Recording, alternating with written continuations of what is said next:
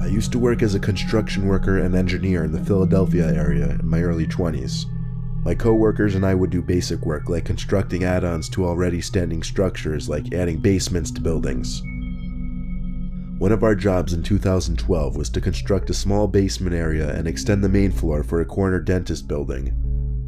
The basement was to have a bathroom and 2 big storage areas. We were making serious progress. By the time of the story, we had working lights in the basement already.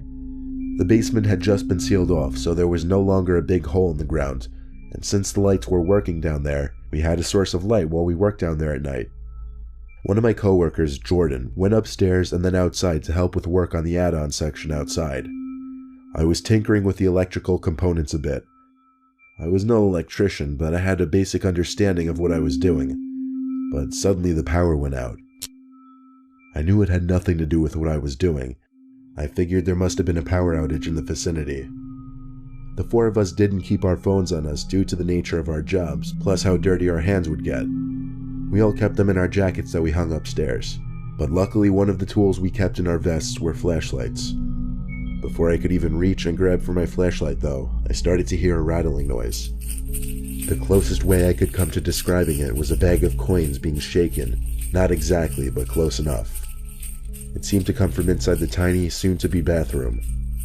I took the flashlight out from the pouch on my vest, turned it on, and aimed it towards the bathroom section.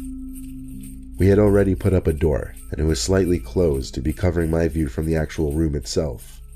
It didn't sound like any kind of infrastructural sound, so I had to imagine it was one of my coworkers. I went to the door, and as I wrapped my hand around the side of the door, I waited a second before pulling it open, just because I needed to gather my bearings. But when I did swing open that door, my flashlight revealed some person dressed in all black, standing facing the corner of the tiny room so that I couldn't see their face. That is, until the person turned their head like a deer reacting to a sound in the woods. All I saw through the flashlight was the glow in their eyes. I slammed the door shut and ran up the stairs in my heavy boots, looking for my coworkers. They were all outside, apparently about ready to pack up and call it a night since the power in all the nearby buildings had gone out. I counted 3 of my coworkers, so it couldn't have been any of them in that tiny room. I asked all of them if anybody else who worked in that building had been there at all that night. They all shook their heads no, so at this point I had to lead them downstairs to show them the creepy stranger in the basement.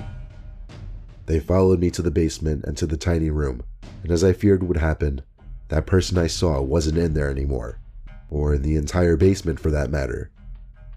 I was obviously embarrassed when they didn't believe me, but I wasn't going to hold them hostage and make them believe me. So we all went back outside and packed up. I was the one with the key to the building, so I had to lock up when everyone left. After getting into my car and seeing the others drive off, I can't describe it, but I got a feeling inside of me that made me want to go back down into that basement